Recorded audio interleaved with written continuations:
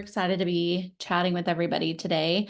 I like to give everyone the first 5 minutes, a little bit more time to come into the Zoom room. So while we wait for some others to join, would love in the chat for you to introduce yourself. So where you're located and what you do. So what type of business do you run?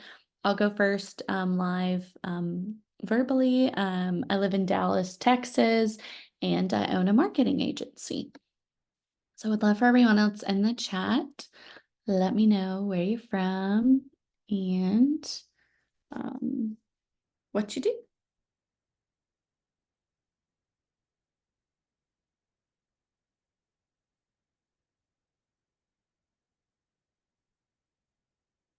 Anybody just jump in?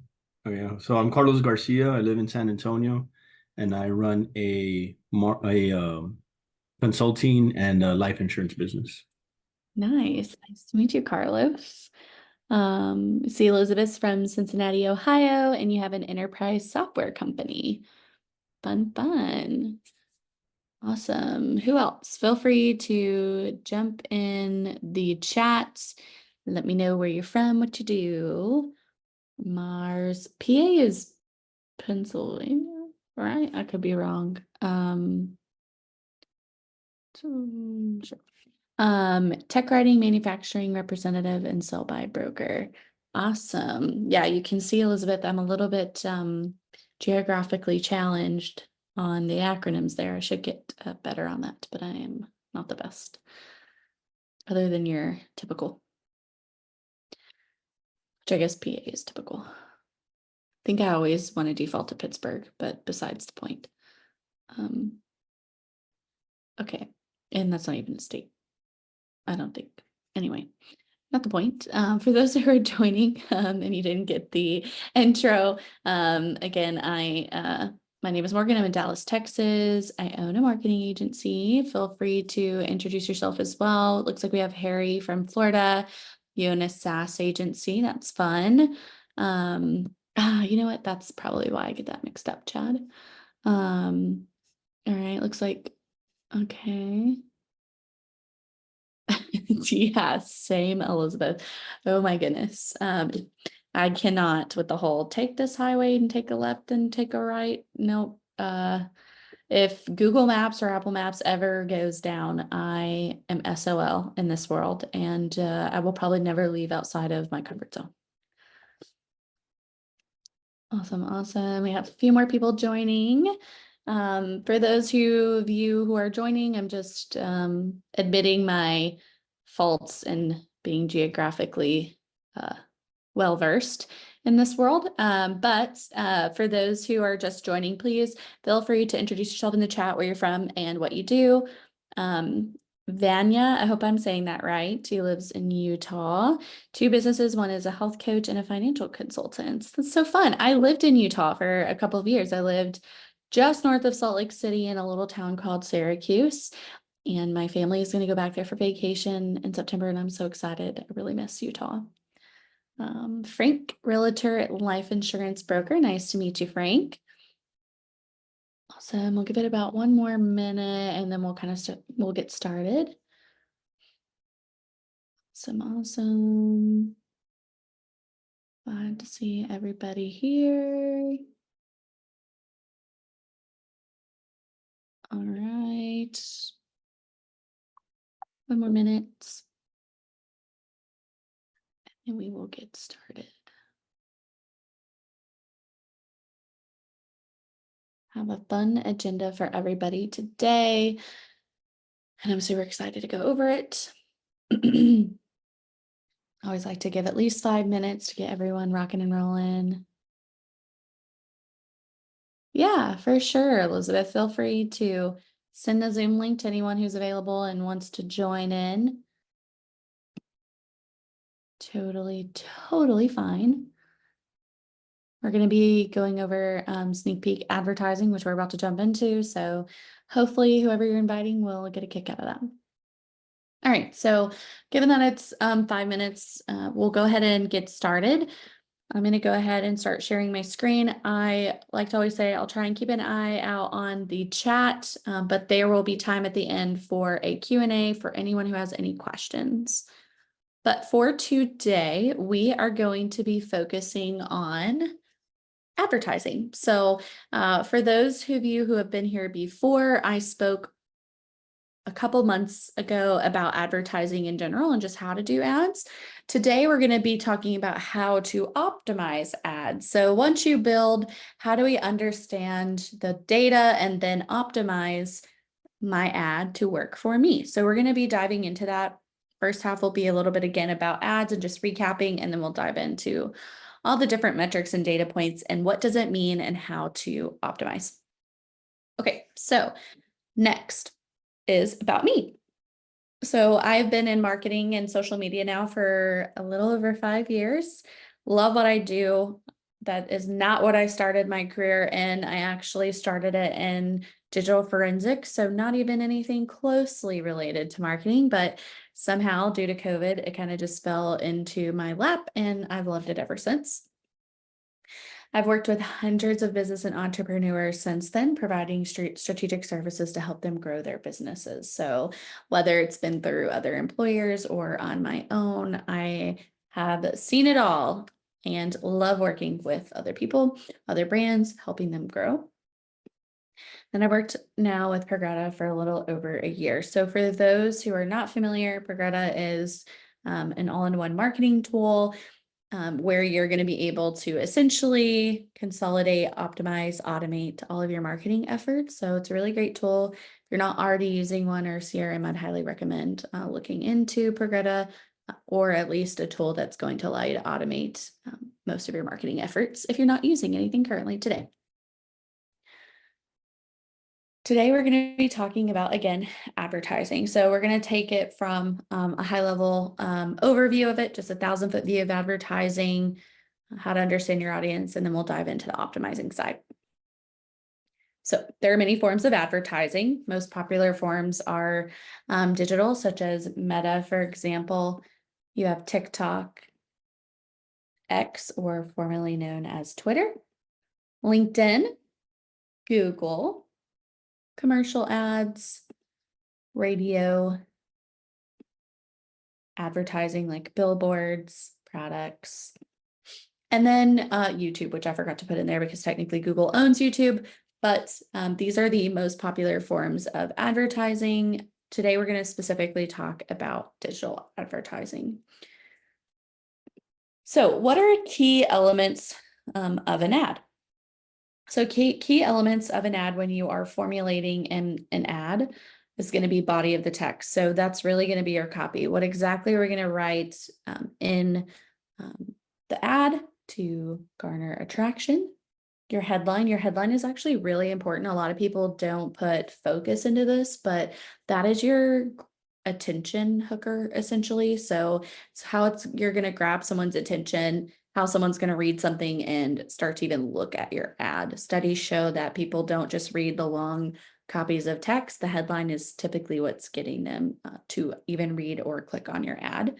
So it's very important that you optimize your headline. Visuals and content. This is also really important factor of advertising. I'm a big proponent and believer that quality over quantity. In the digital landscape today, content in general can be very oversaturated. And so if we're going to be putting out any content, we really want to make sure it's quality content. The other second part of that, and we'll dig into that a little bit later, is due to the attention spans of users today. It's really important that whatever content we are posting grabs their attention, gets them interested to look, to explore further. With that being said, video, of course, due to TikTok, is the most popular form of content today. And the first 3 seconds of a video is incredibly crucial. So I always advise, if you're going to be starting out ads and you're not currently doing ads, then you're going to want to do a video ad. If not, you can do photos or a decent graphic. But if you're wanting engagement, most likely people to actually click on your ad, you're going to want to do a video. The next one is your call to action. So your call to action is what's driving the ad. So is it a form fill submission? Is it clicking them and taking them to a web page? Is it just watching a video? Is it downloading something? So this is whatever action you're wanting them to take while also capturing their information from that ad. So we're going to actually take example look at one. This is for those who are familiar with the medical spa industry. This is totally an example, but I want to call a few things here. So first, I want to call out the body of text. So this is our body of text.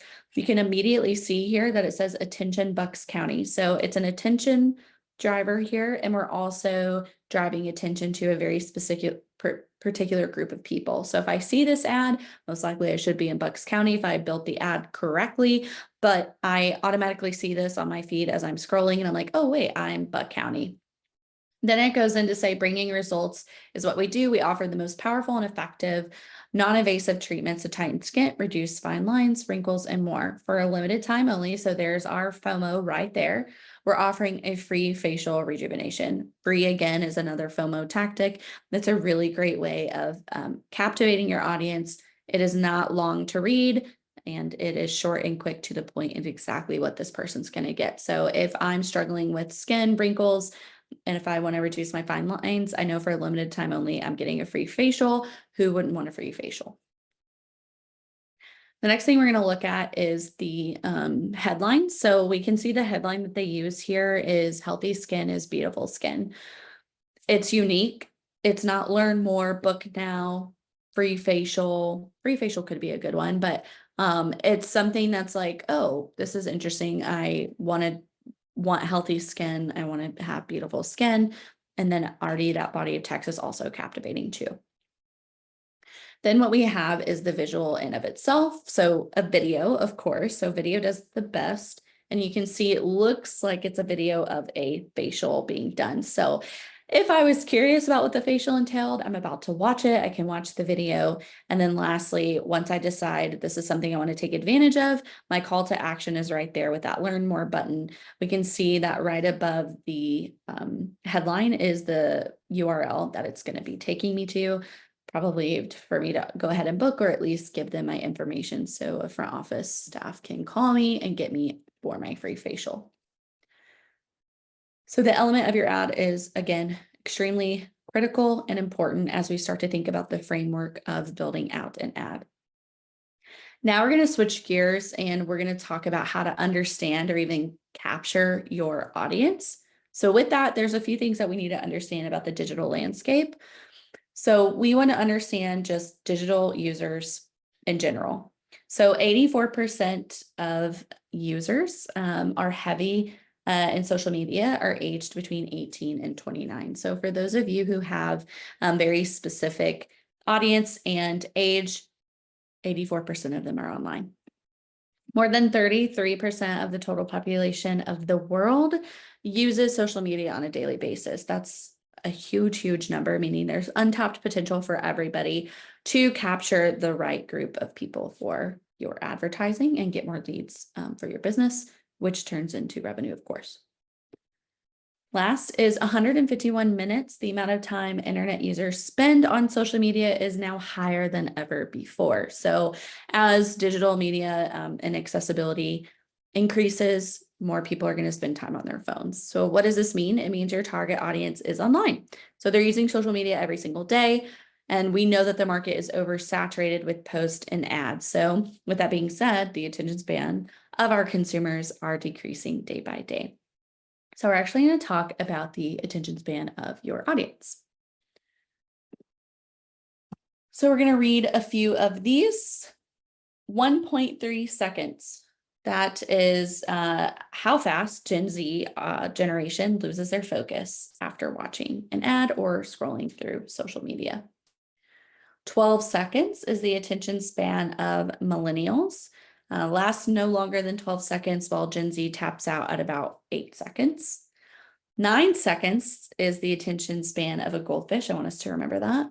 And then 10 to 20 seconds. So that's your average page visit, always less than a minute, and users often leave web pages after 10 to 20 seconds. So these are just few seconds across the board within that digital marketing landscape. So knowing that the attention span is less than a goldfish, it's really important that we captivate and hook our leads fast and effectively. You're also going to need to understand the type of content that most users are going to be engaging with within your market. So that goes hand in hand with creating powerful and captivating content to gain the attention and interest. Most likely video and or photos based on the algorithms and the ads that you're choosing. You can also use the 6 pillars of attention to help you determine what type of ad is best. So you have 6 different pillars: inclusion, help, new, reward, status, and emotion. So we're actually going to go through these one by one, give you an idea of what each of these pillars are and how we can use them to our benefit based on our industry, our market, and how we can use that to capture as much leads as possible. First one we're going to do is emotions. So emotions, that's exactly that. You're evoking an emotion within your customer. And actually, studies show that 95% of purchases are made from the stomach and the heart. So we buy with our emotions, whether that's happy, humor, sad, angry. It's always moved by an emotion, and there's always justification behind it. Emotion is actually the biggest driver here for ads. So you have things like Progressive, everyone knows Flo, hopefully. She's funny. She's become a staple within the Progressive landscape. Choose Happiness, Coca-Cola. You have Just Do It with the Nike, with the Nick here. And then you have emotion here. So very sad things, animal shelters, abuse, neglect, etc. here. So these are all very high-end, broad examples, but kind of gets you thinking about what is my target audience? What's the emotion I'm trying to captivate and capture within them? And again, this is not applicable for everybody. There are elements within the emotion that can be applicable, but when your industry is like a nonprofit, or if your industry is really trying to drive an agenda, a movement, you're going to want to do some type of emotion ad. The next one is status. So status is that people love to show off what they have. And this is where we think about more like the luxurious side of the industry and market. So clothing is a really great example of this. So here's an example of a client that I had, a luxurious shoe brand, trying to make it affordable for any consumer or woman to buy without having to spend thousands of dollars, just a couple $100. You can get really cute shoes from that. So status can be everything to people. And especially with influencers on the rise, people are yearning for luxurious, big and new, keeping up with the Joneses essentially. So for luxurious brands, high-end apparel, the strategy is actually very effective in showcasing what you have. So not only showcasing your product, but also partnering with influencers, ambassadors is going to be extremely effective if you have a high-end luxurious brand. New. So this is to spark the interest of your consumer, offering them something new or surprising. This is actually not a top of funnel. This is something in the middle or even towards the end of your funnel, people who are already customers of your business. So this could be a new collection that you're going to be rolling out. This could be a new upgraded version. This could be a new product that you're heavily discounting, for example. So new is a very easy, quick way to either regain or gain new interest, whether you're expanding an offer, new service or product, again, heavily discounting or even bringing something back. We know that Taco Bell nacho fries, if anyone has had them, when they first came out, they took them away and then brought them back later on. And I think they continually do that, or maybe you can buy it now, but it was a smart move by only having it limited time, and then they brought it back like a year later. So again, really great way to help you capture and regain revenue from customers that you already have. And side note, if you have Progreda, Progreda can help you with blasting out your new products or discounts or services to all of your past buyers by utilizing email marketing, text campaigns, etc. there. Any traditional CRM or marketing campaign software that you're using will also be able to help you do that. So not just Progreda, for any of those who are not using Progreda today. Inclusion. So this is all about making your customer feel like they are part of your brand. So this could be something like VIP list. So here's like a text message to a consumer. This is also, by the way, middle of funnel, not top of funnel. So this is each day. You can send out things to those who are your typical buyers, your top customers, your VIP, essentially.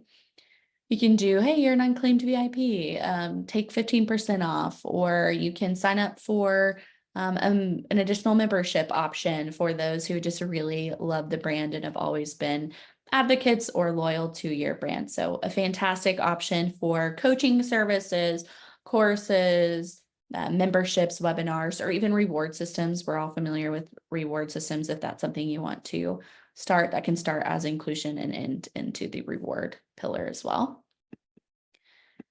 And then you also have rewards. So reward your consumers when they're frequent buyers. So we all know Starbucks. I'm a big fan of that one. Give and Get. This is also really popular with the HelloFresh brand. And then you have Domino's build out rewards. So this is an example of that. Again, this is not a top of funnel necessarily. You're going to want to do this more after you've captured a lead. And then this would be somewhat mid or end of funnel, trying to get them to continue to buy from you and be rewarded from those purchases. So kind of like gamification in a sense here. I see, Anthony, you have your hand raised. If you want to throw that question into the chat, I'll make sure to look at it. Okay, help. So help is where you're offering to help someone, make it easier on their life. What type of how are you going to solve their challenge, their pain, their goal, or their needs? So you're basically highlighting what they're missing, what their value is, why is it going to benefit them? This is also very important here, and also just like emotions earlier, this is sort of ties into emotion. It can be a very effective strategy for those who are trying to get someone to buy from them. These are actually examples of my own clients. So I have some medical here, some free webinar here, but all of them are basically me talking to the end consumers if I was the end consumer. A great way to kind of step out on this pillar is put yourself in your own buyer's shoes. So think about when you see an ad or you see something online and it gets you thinking, gets you clicking, gets you buying. How did that typically happen? It's most likely from a help ad or an emotional ad is where probably they got you. That's the most effective ones. We're all selfish in nature. I'm not going to buy something if it doesn't benefit me, if it's not going to solve a challenge. It's always going to be something I'm going to click on or buy is to, again, benefit me. So use that to your advantage when you're creating these ads, creating your headline, creating your copy of your ads. Think about these pillars when you start to build. And so this is going to help you create an offer. So we're actually going to talk about some questions to ask. So how do you choose the right pillar for your business when you think about creating ads? One is, how does it benefit the type of consumer? So obviously not every single pillar is suitable for every consumer. Reward strategy is not going to be applicable to first-time buyers, as it's there to drive the consumer further down the funnel. Yet sometimes we see that a lot. So you need to think of your consumer first and then base your decision off the things that are going to make that different. So why does the information stick? So why is someone going to click on or explore the ad further? And what values are important. So again, it's all about the end consumer. Put yourself in the buyer's shoes. What's important to them? What's going to make the information stick? Typically solving a pain or a challenge or helping them with a goal. And then how does it benefit them at the end of the day?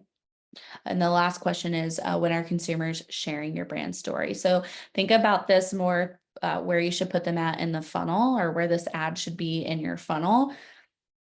Most of the time we think about ads as top of funnel. We're just there to capture leads, but there are plenty of ads out there that can be used middle of funnel or even end of funnel to really drive people further down into the business operations, services, or products that you have. So let's think about, what you're trying to do within your business. What are you trying to grow? What are you trying to get more revenue in? And where is it at in that customer journey? And then also kind of thinking about these questions as we think about crafting an offer. All right, so we are gonna build together. So we are gonna go over an ad together. I'm gonna use Facebook as an example today.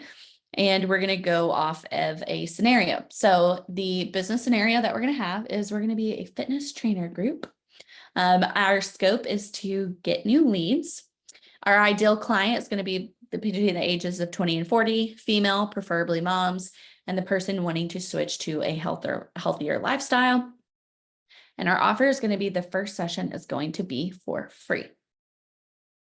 So before we do, I am going to launch a poll for everybody, and I am curious about here. Let me just grab it. Hopefully everyone can see that, but based off the scenario here, where would you place your ad? So again, we're a fitness trainer group. We're trying to get new leads, female audience. We're going to give a first session for free. Okay, mixed results here. Okay, awesome, awesome.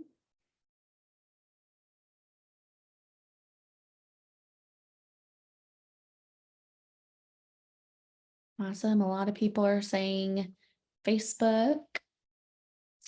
We'll give it like a couple more seconds for people to answer. We have about half the group here who's answered.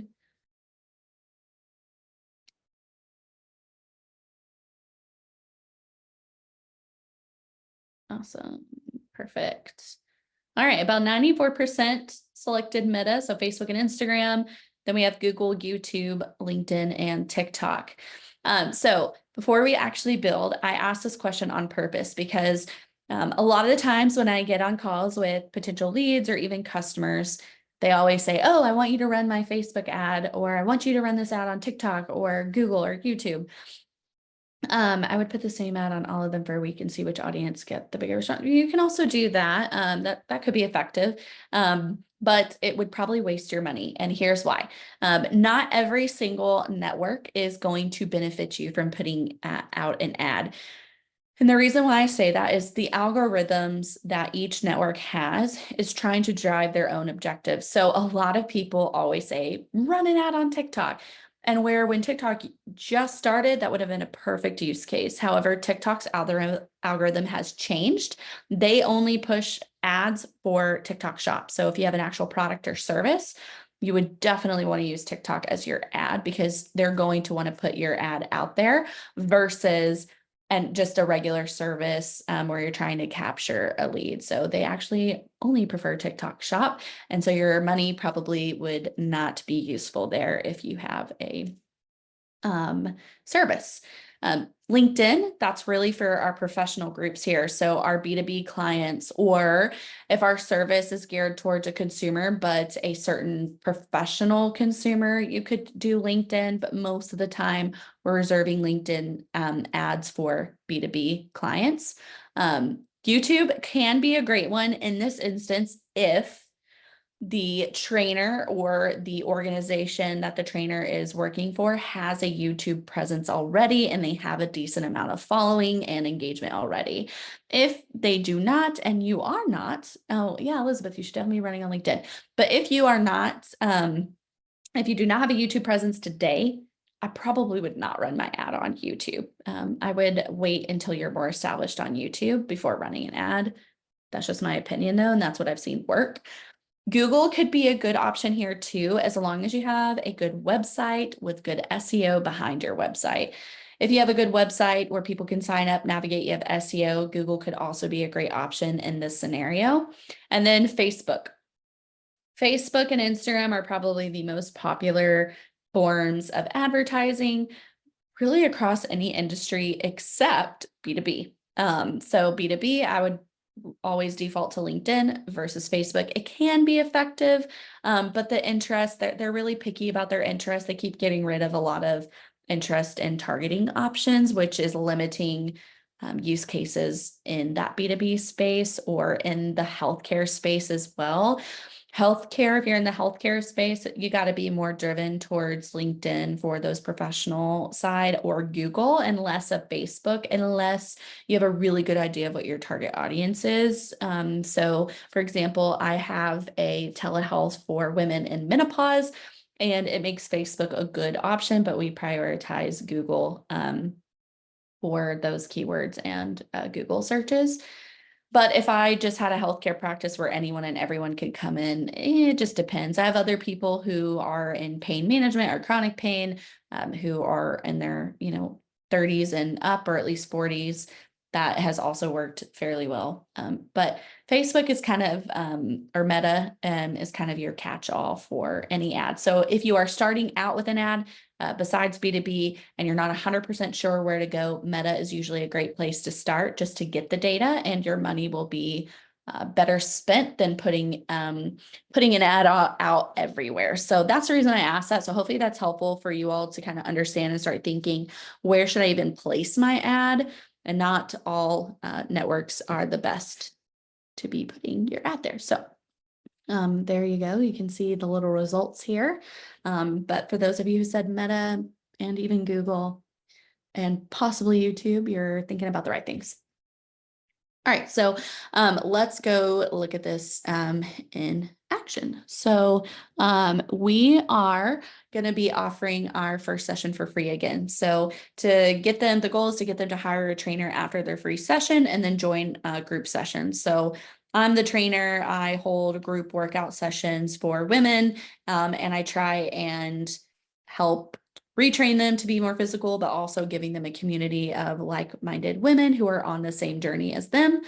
And what they will expect, they will join their first group session and get a feel for the community and the group, allowing me to hopefully sell them into a longer pricing or package with my fitness.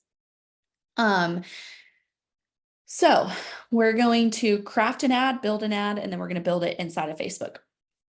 So the first thing is, for those who have trouble thinking about copy, remembering those headlines or those elements of an ad with your headline, your copy, your call to action. Here is an example. So basically I just took what I had in my little slide, said I need you to create an ad based off the following info. Here's the info and here's the ad. So we're just going to use this as an example. But for those of you who aren't using ChatGPT, feel free to use it. It's a really great way to kind of minimize that brain power that you're using here. So are you a busy mom, aged here? I'll probably take the aged out. That's just a target demographic thing, but I do like the are you a busy mom, to embrace a healthier lifestyle. We need to understand how challenging, blah, blah, blah, blah, blah. And then we have our call to action, which is don't wait, book. Also, always read the whole thing. You don't want to put your call to action in your body. You also don't want to put aged unless you are specifically aged, gated essentially. But this is a good one. And then this is a decent headline, but it's too long for me. I would rather just do ready to transform your life, or unlock the healthiest version of you. Some different things there. I could also do free fitness session, but there's a lot of fitness people out there that do that today, and I think it's oversaturated in my opinion. So at least we're just going to put the body here. So I'm just going to copy that, and we're going to come over here to an ad, and we're going to start a new ad together. So we're going to come over here and hit the big green create button.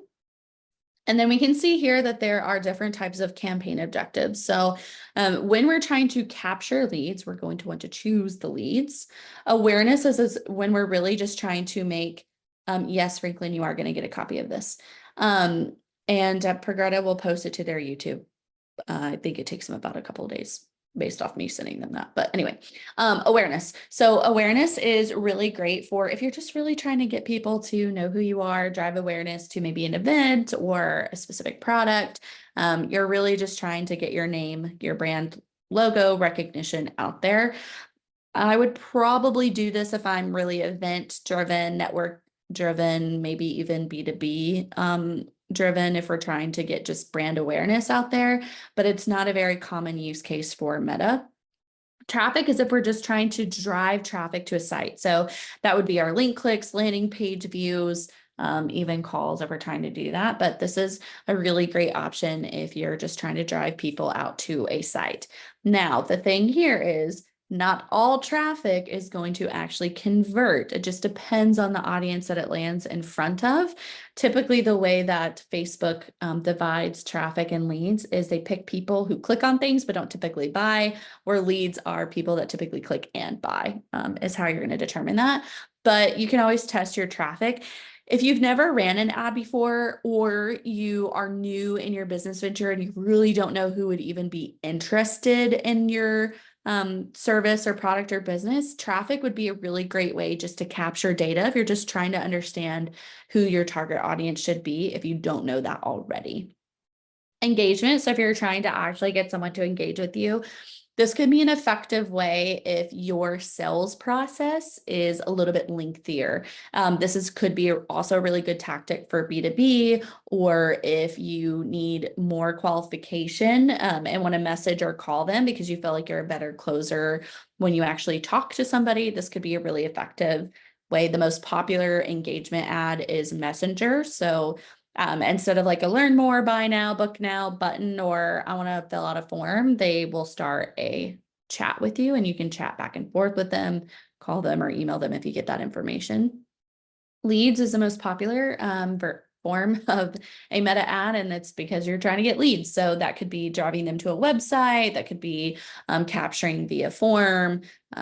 Calls and Messenger can also be used here outside of engagement. So if you're going to do, you can actually probably try and do both to see which one, if you're going to be doing a Messenger ad, which one actually gets you the stronger conversion. I would actually do an A/B test on this. You have an app promotion. So if you are a tech company, which I think someone is in here, if I remember correctly, this could be a good one. So this could get people to download and install your app.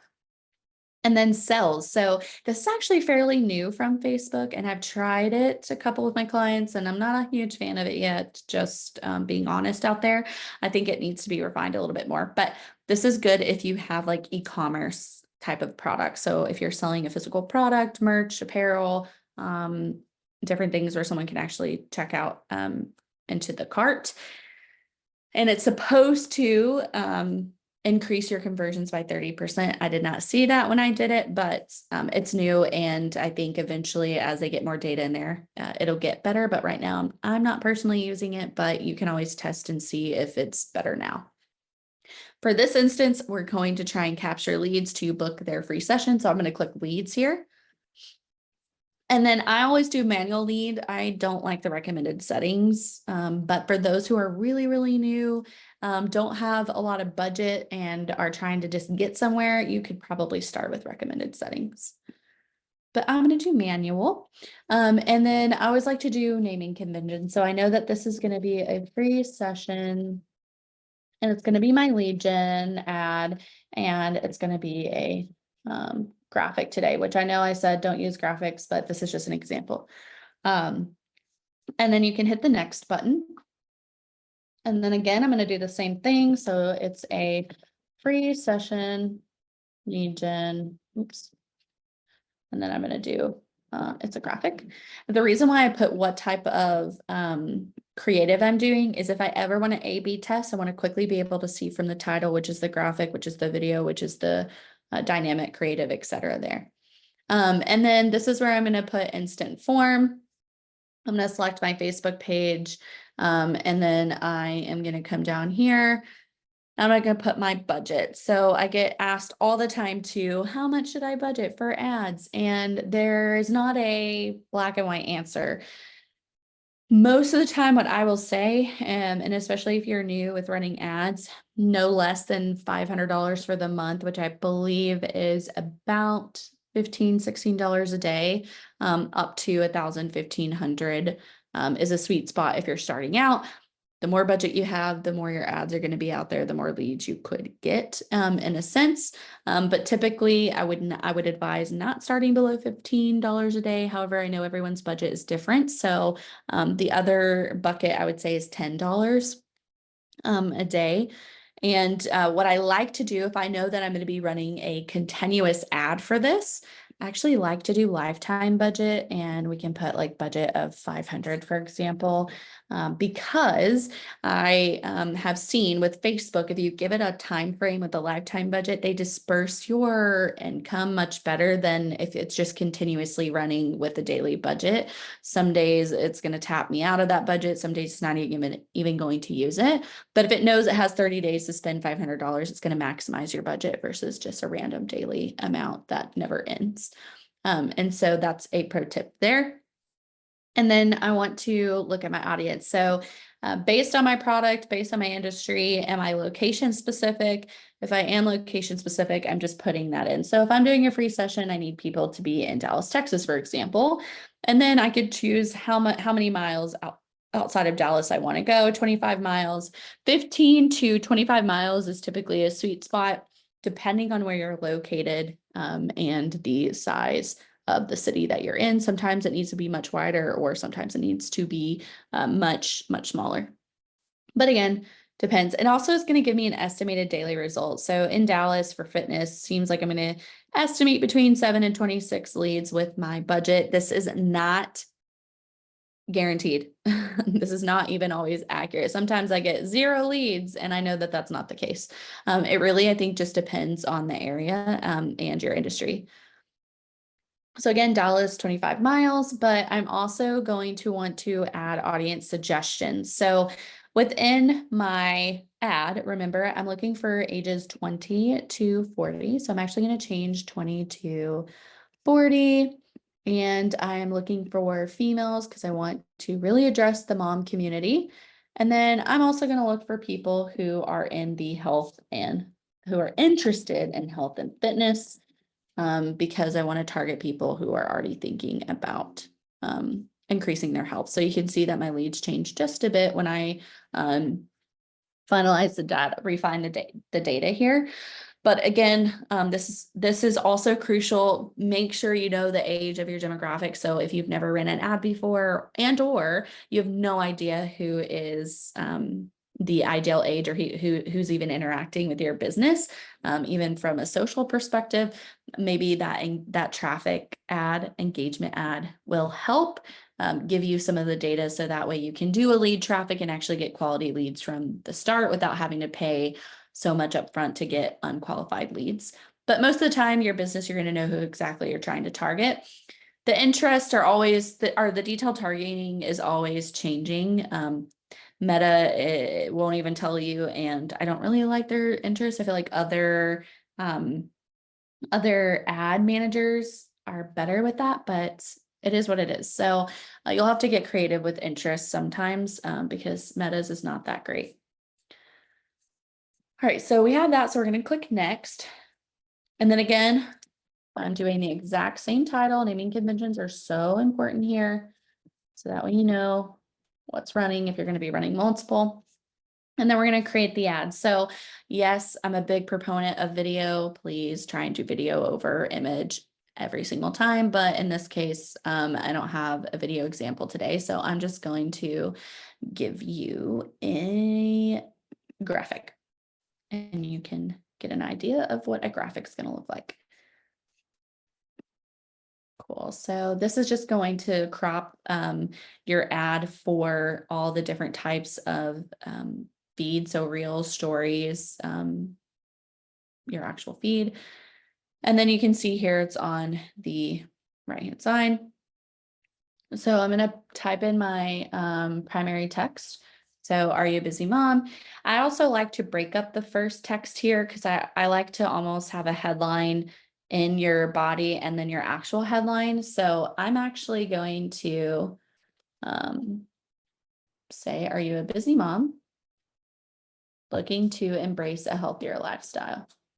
And I'm going to put that on its own line. So if I'm a mom and I'm scrolling, that's the first thing I'm going to see. And you can see here, it's the first thing I'm going to see.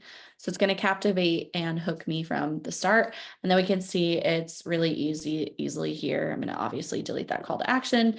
And then don't wait, book your free session, blah, blah, blah, blah, blah here. And then my headline, I think I want my headline to be, let's see, ready to transform your life. I'm not a huge fan of that, but you get the gist. It needs to be quick. again, captivating. Always look at the preview here and make sure your entire headline can fit here. Don't make your headline too long where it's going to cut off. Always make it short enough to where someone could read your headline in one line and it's not cut off. Also, Facebook has come out with AI versions where you can add, where they can give you some different headline options based off your copy. Same with their copy, they can give you different variations as well. And you can add different headlines if you want to test different headlines. You have a couple that you aren't sure on, you can actually add a couple and Facebook will just randomly disperse it to the audience and then tell you typically which one's working well. And then obviously we want them to book. So our call to action is going to be book now. And then we're going to create a form. So a lot of people always ask why choose form over driving them to a website with Meta specifically. Most of the time, and I want to put an asterisk on most because it's not all the time. Most of the time, the way that you're going to get leads is keeping everything in Facebook. So not driving them out of the ad. So usually a form fill works the best across multiple different types of industries. And the way that that's going to work is you're going to create a form. We're about to do that in a second. And then when they click sign up or book now, they can just go ahead and copy in their information. And then that lead is going to flow into your CRM. So for those of you who are using Progreda, you're going to Facebook form fill map that inside of Progreda and capture all the leads that come through Facebook. That's where you rely on those nurturing capabilities. So sending them emails, texts, do a manual call.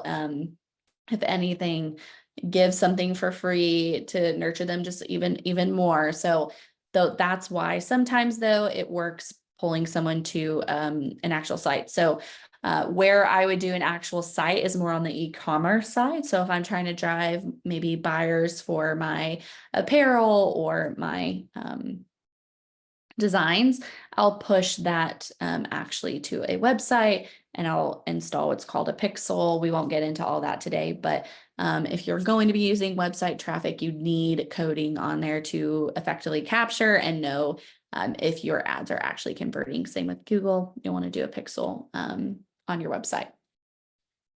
Okay, but we're going to create a form here. So again, I'm literally going to do the same thing. So free session lead gen. I'm not going to do graphic because it's my lead gen free session form. And then you have your intro. So you'll put in an image, some type of header, and then you'll do a headline. So please, you could do like, please enter your information below, or you could do like, thank you for your interest, whatever the case may be. This is where your questions are going to be. So most CRMs out there and marketing tools, they have first and last name as their value fields. So full name, you always need to delete. And the best way to do this is first name and last name so that the first name goes into the first name bucket, last name goes into the last name, and then phone number. And we're just going to drag email underneath the last name. So really, I'm just grabbing high level information, who you are, your email, and your phone number. And then Facebook does require a privacy policy link. So most of you, I'm sure, have a website. Just grab the privacy policy from your website, add the link here. And then I always just, again, type in privacy policy here. And then this is where you can put in your description. Thanks. You can visit our website. And then you can do your website URL and have people visit your website if you want them to explore and look around.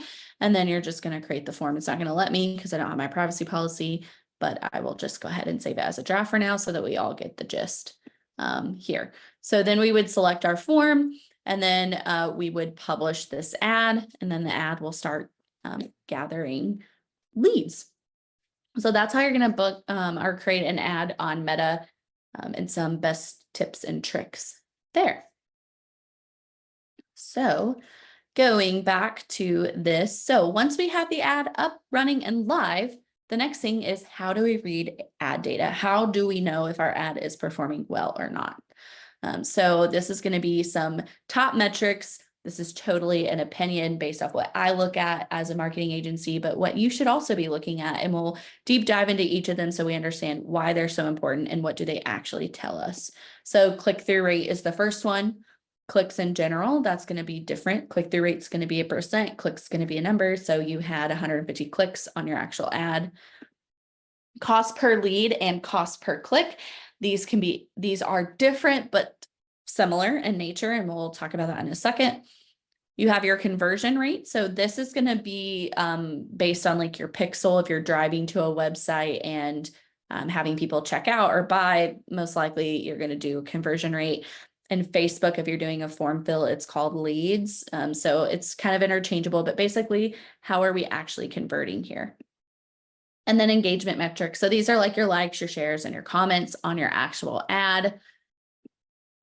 And then ROAS, so return on ad spend. So this is also a really good one when we're trying to understand, basically, are we losing money by running the ads? Are we actually making profit off of our ad? So we're actually going to take some time and diving into each of these metrics. So first one we're going to look at is click-through rate. So this is a really great way to understand how well your ad is performing and capturing users' attention. So out of all the audiences that it's being put in front of, are people actually clicking on it, clicking to the website? So this is kind of giving you that percentage. I'm also going to go through percentages from each of the top digital networks and what that industry average is and what I feel like you should be aiming for. So Google search ads. So you should always aim for a click-through rate of at least 4 to 5% or higher, but industry average is about 3.17% there. But I always like to say a click-through rate of 4 to 5% means that your ad is actually performing really well and people are actually engaged with your ad. Hello from New Orleans. Facebook ads. So aim for click-through rates a little bit less, about 1 to 2% or higher. Personally, if my click-through rate across the board is below 3%, I'm panicking. But I get industries can be different. Industry average for Facebook is not even 1%, it's 0.90%.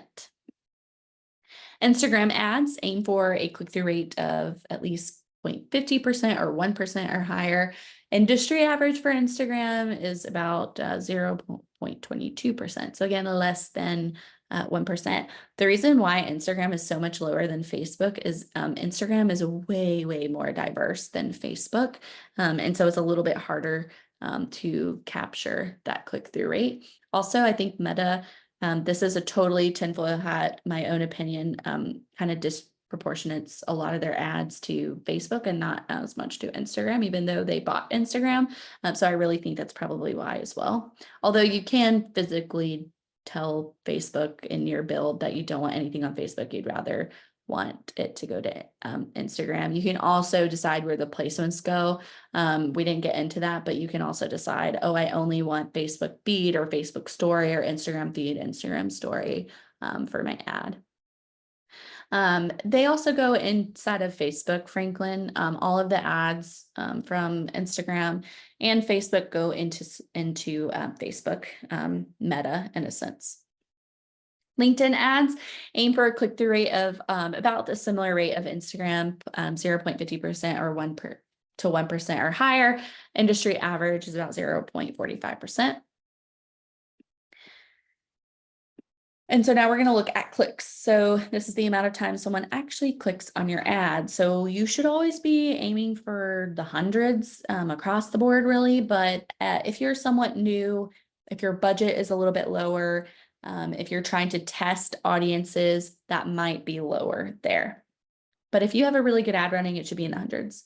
So Google search ads, so small campaigns might aim for a few hundred, while larger should be seeing thousands of clicks.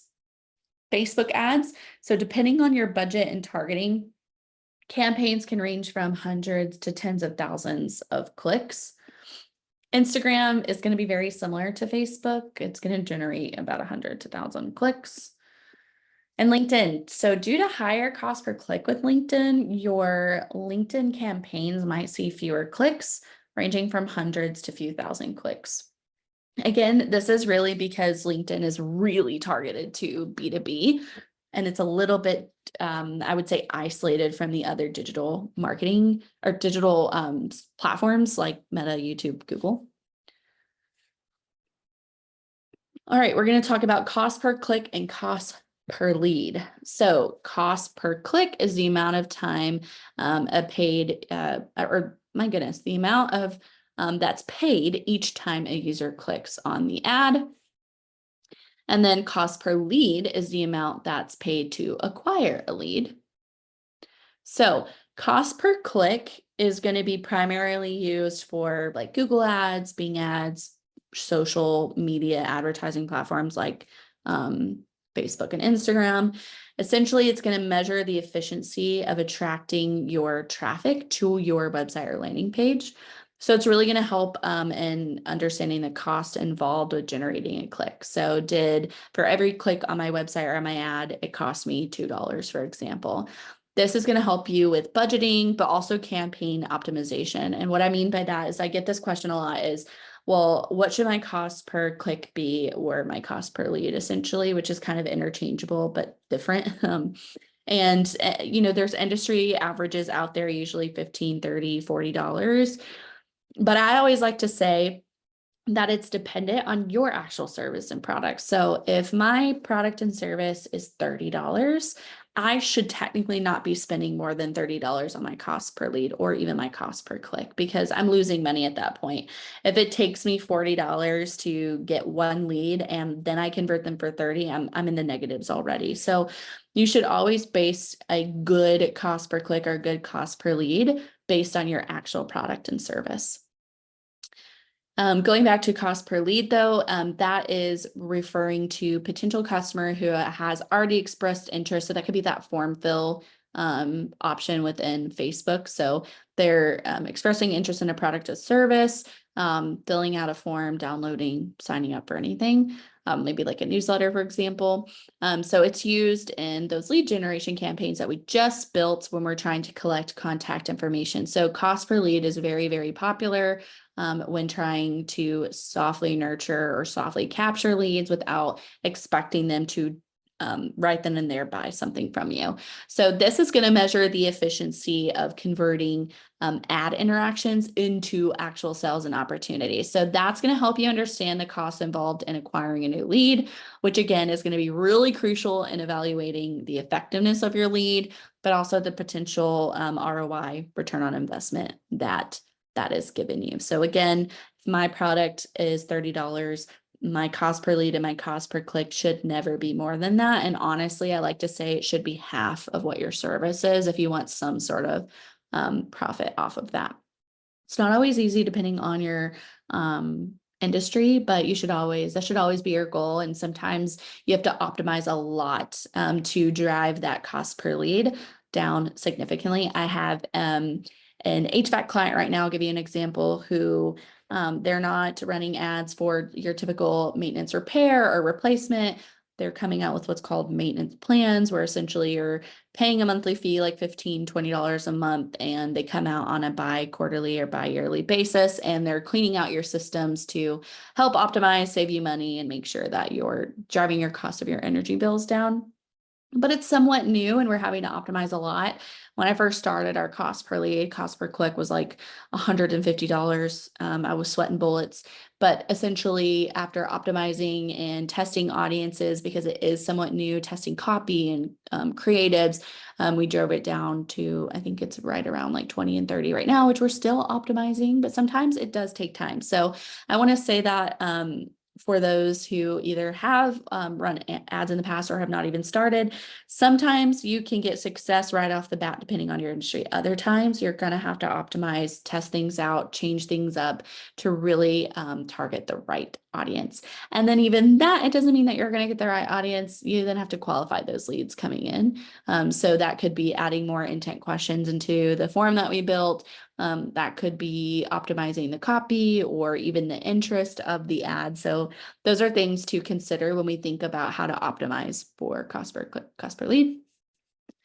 But we're going to look at industry. So Google search ads. So small campaigns, again, you're aiming for a few clicks, couple thousands. Oh, that did not transfer over correctly. That's no. Oh yeah, that's right. Okay. Same thing as we talked about with our clicks. We should be garnering clicks, but now we're going to actually look at the dollar amount from that. So we're going to look at industry averages for cost per click and cost per lead. So for our cost per click for Google search ads, we want to at least aim for $1 per click or less, even though the average industry average is $2.69. A really healthy, strong ad is $1 or less, or a little bit over $1, but really $1 or less, you have a really great ad. Facebook, same thing, aim for $1 or less. Industry average for Facebook is about $1.72. Instagram ads, you're going to aim for $1 or less as well, but the industry average is a little bit higher. A little bit lower, $1.41. And then LinkedIn's aim for $3 or less, with industry average being $5.26. So LinkedIn, if we can't tell, is a little bit more challenging from a B2B perspective. Your metrics are always going to be a bit higher than your Google, Facebooks, YouTubes, etc. Cost per lead. So Google, you should aim for about $30 or less. Industry average is $41.40. Again, your cost per lead is going to be dependent on your product or service. You should always be less than what your product or service is. But here are some industry standards to keep in mind. If someone ever asks you what to expect, this is exactly what I tell my clients all the time. Facebook ads. So you want to aim for $15 or less. Industry average is about $18.68. Again, dependent on your industry. Some might have higher cost per leads. I'm just giving you a blanket term here. Instagram, aim for about $5 to $20 or less. Industry average is about $3.56. The reason why I made such a large gap is it really varies significantly based on your industry for Instagram. It's a little bit different than Facebook, even though it's owned by the same company. LinkedIn ads are going to aim for about $55 or less. Industry average is about $75. So again, LinkedIn is a little bit trickier. You're typically investing more, but also when we think about the B2B landscape, your typical profit or sell is much higher to begin with. It's a couple grand or more typically when we're thinking about B2B. So that's you're going to have to invest more, and your numbers are going to be a little bit higher than Facebook, Google, and Instagram. Okay, so let's talk about conversion rates. So this is really the percentage of users who take a desired action after clicking on your ad. So really when they're visiting a website and actually buying something from your website. So for Google, we aim for about 4 to 5% conversion. Industry average is about 3.75%. Facebook aim for about 10 to 12%. Industry average is 9.21%. Instagram aim for about 1 to 2.5%. Industry average is a little bit more than 1%. It does vary significantly between cost per lead and conversion rate for Instagram. Again, I don't know why Meta does that, but I don't know. LinkedIn ads aim for about 7 to 9%. Industry average is about 6.1% there. And then we have ROAS. So ROAS is return on ad spend. So it's essentially measuring how much money you're going to be making from your ad compared to how much you actually spent. So if I spent $200 on ads, but I captured 5 leads all at $300, well, I only paid to a couple $100, but I actually gained a couple thousand. So I have a little bit of profit on my ad. You should aim to never be under. You should never be spending more on ads versus what you're getting. But again, sometimes that takes time and you're having to invest to optimize those ads. Typically, I also always get this question: when should I expect to get ROAS on my ad? And it's not a black and white answer, but a good rule of thumb is in the first, if you're somewhat new in your business, I would say within at least 2 to 3 months, maybe a little bit longer. I also think it depends on the customer journey and the life cycle of your sales. So does it take a little bit of time to close your sales, or do you not have a strong customer journey? That will also affect your conversion rate, your ROAS. So in month 1, if you spent $500 and got 5 leads, but it took you 3 months to close those leads, you're really offsetting that profit there. So Google search ads, for every $1 you spend, you should aim to make $4 to $5 back.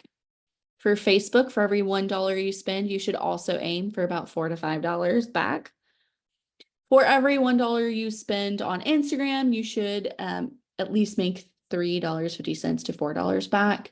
And then LinkedIn ads, for every dollar you make, you should aim to make about $3 to $4 back. So these are all really great ways to kind of think about what your ratio should be on spending versus profiting off your ads. This can also kind of help you start to create baseline KPIs. So if you kind of already know, okay, if I'm going to be spending $200, then I should be 4xing, 5xing, 3xing that return based on my product. Can do some calculations and kind of figure that out. Again, doesn't mean that you're guaranteed to do that if you've never ran ads and you also don't have a great social presence. It can take a little bit longer.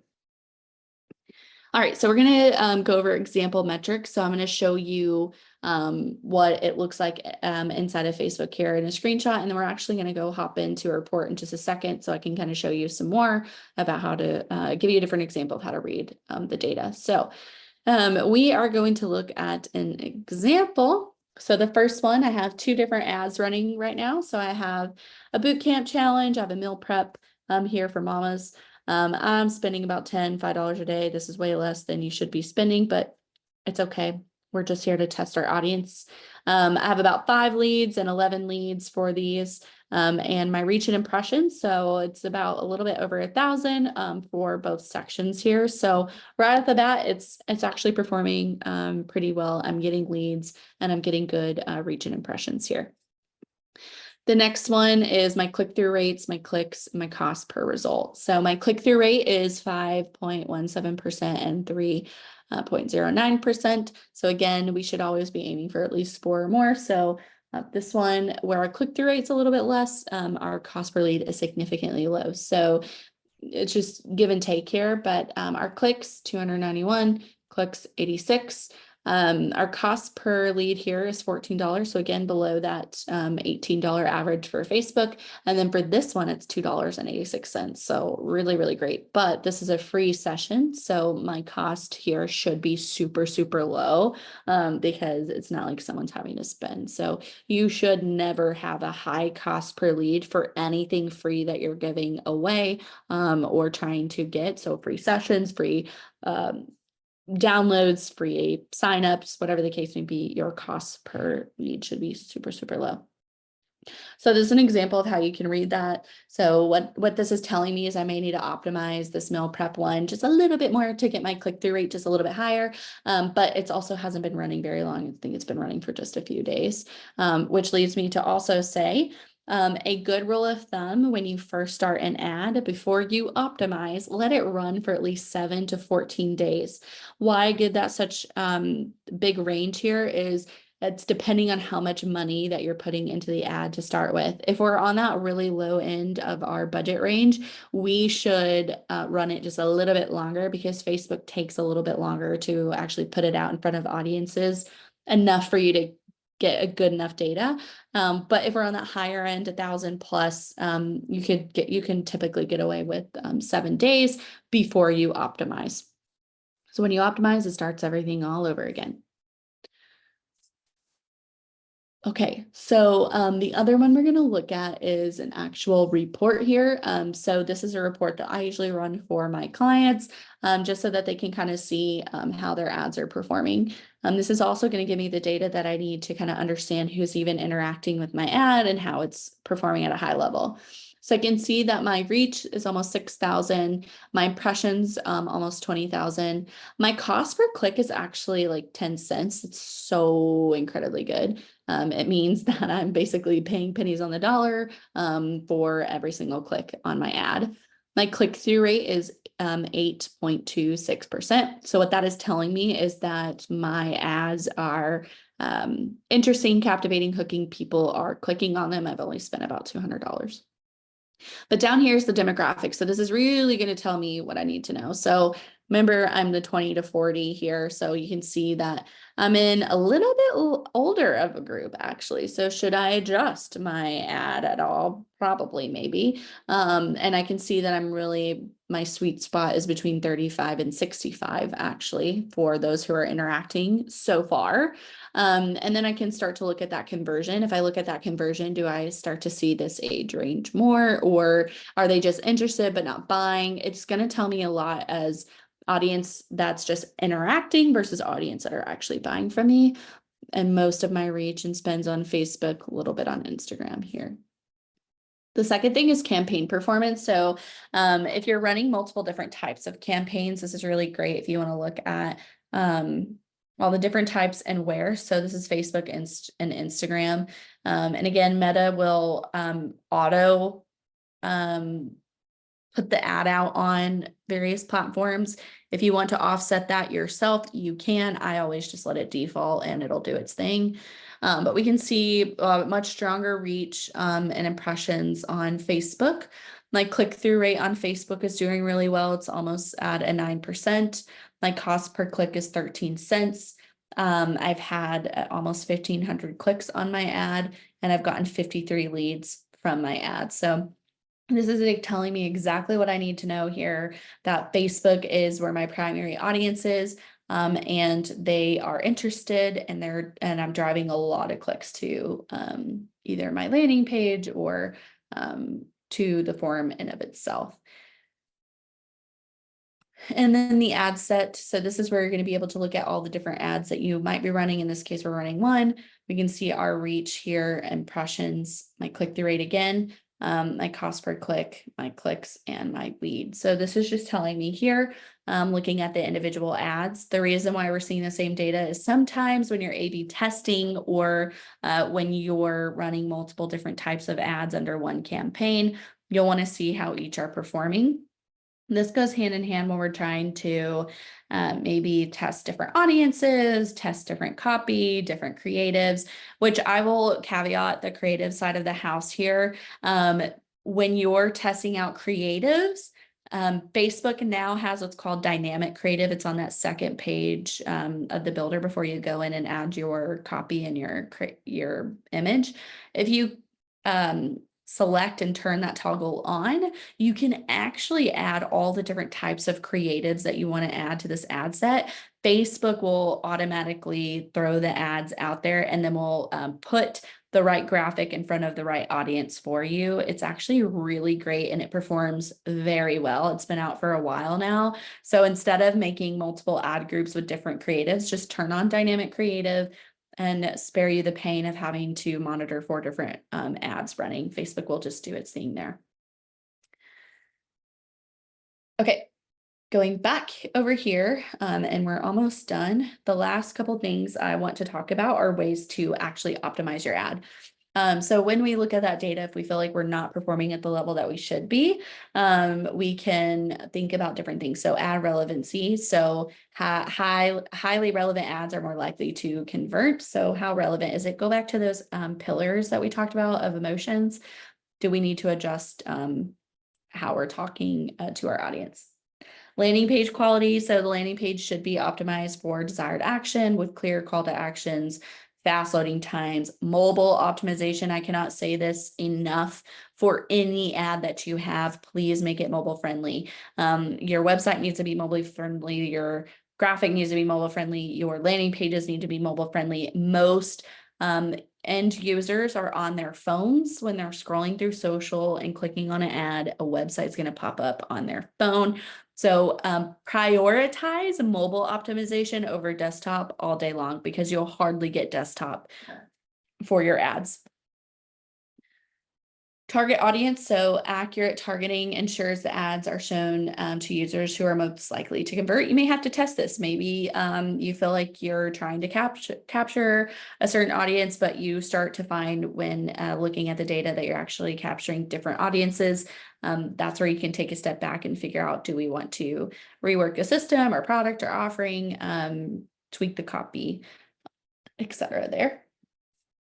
Ad copy and creative A/B testing. So compelling ad copy and high quality. So quality creatives, visuals are going to significantly impact your conversion rate. So like I said earlier, video works the best right now. All algorithms are pushing video content over photos and graphics. However, if you don't have a good video, but you do have some really great photos, you can add, what I would do is dynamic creatives, add in multiple high quality photos before you add a graphic. Graphic to me is your last ditch effort. It's just getting the ground up and running. It's the best that you can do. That's fine. But just know the better the content, the higher the conversion rate. User experience, so a seamless user experience from the ad to conversion is going to help with your conversion rate. So if we're driving them to a landing page or a website, your call to action should be at the very top, which is why most of the time I recommend landing pages for ads outside of e-commerce. So that way it's just very specific to what you're trying to get them to do. So if I was trying to get them to book a free training session, I would have taken them to a landing page. Immediately it would have said, book your free session now with the information that they can put there, and then it would take them to a booking page. If it's really hard to navigate and find a booking page or a sign up page, you're going to lose that conversion. So make sure your customer journey is easy to use. So things that I have done personally to optimize, I check things out like the ads library inside of Facebook. So this is a really great idea for just inspiration.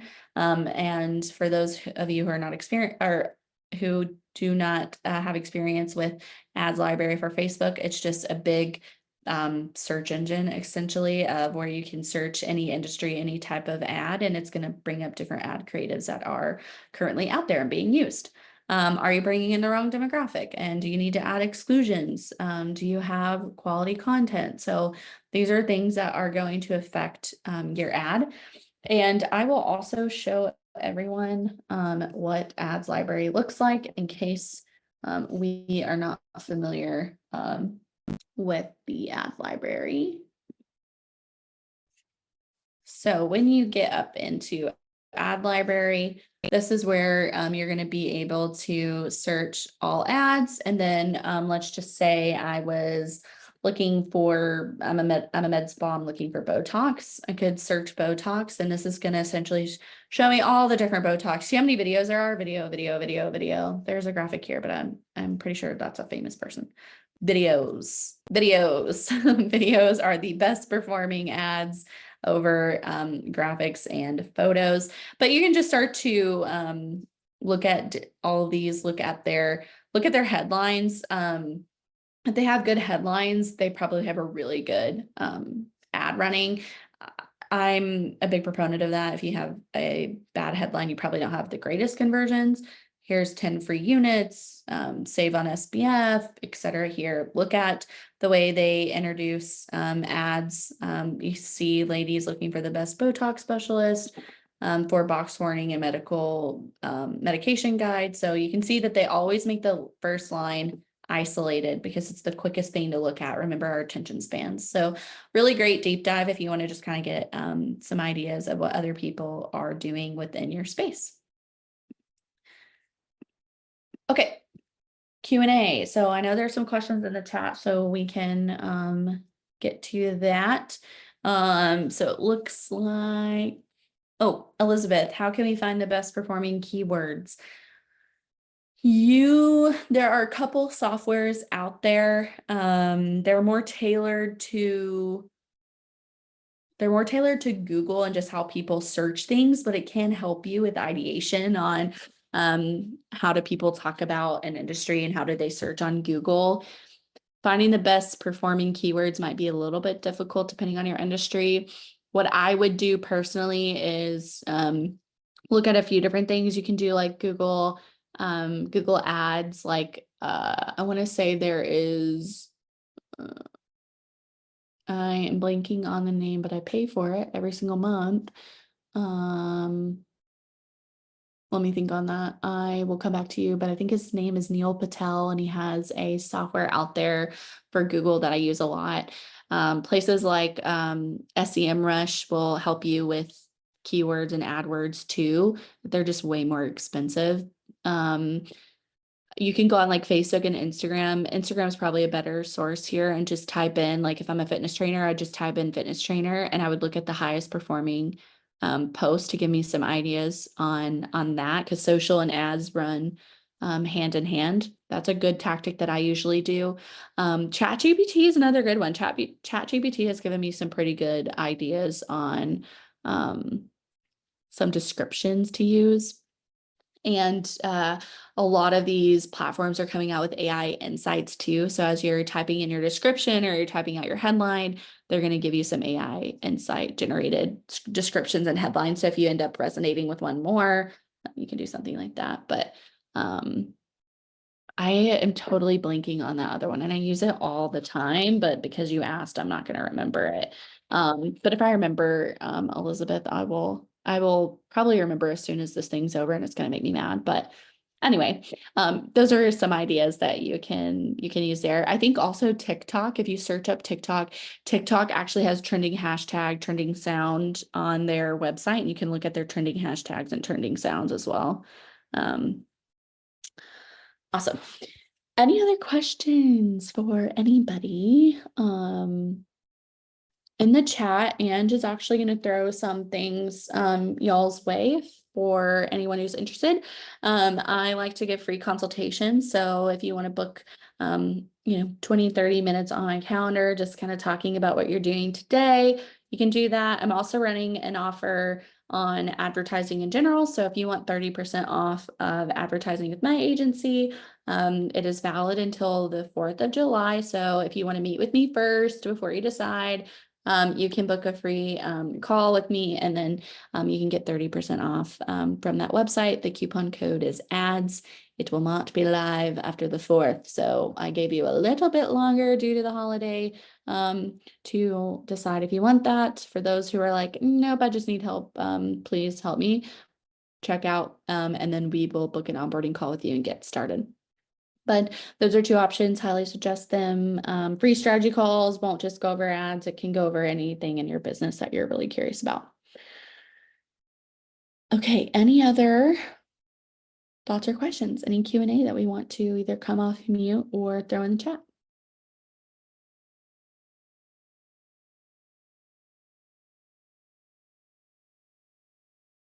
Okay, hopefully everyone found this very enlightening and helpful.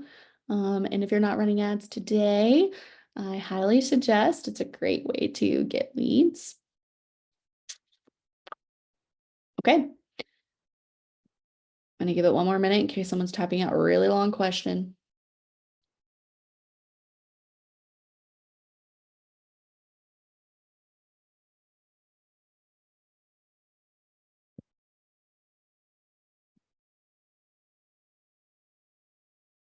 Okay. I don't think that was a minute, but it was great getting to chat about optimizing ads with everybody. So again, if you want a free strategy call book, if you want a discount on ads, it's going to be valid until the 4th of July. Coupon code is ads. I run these every 2 weeks-ish. So I'll have another one coming up soon. The link to the video, it will be sent out after I got to download the video, and then Progreda usually post on their YouTube. I'll make sure that you get the video from the Progreda team. Okay, awesome. All right, well, everyone have a great rest of your night. Bye.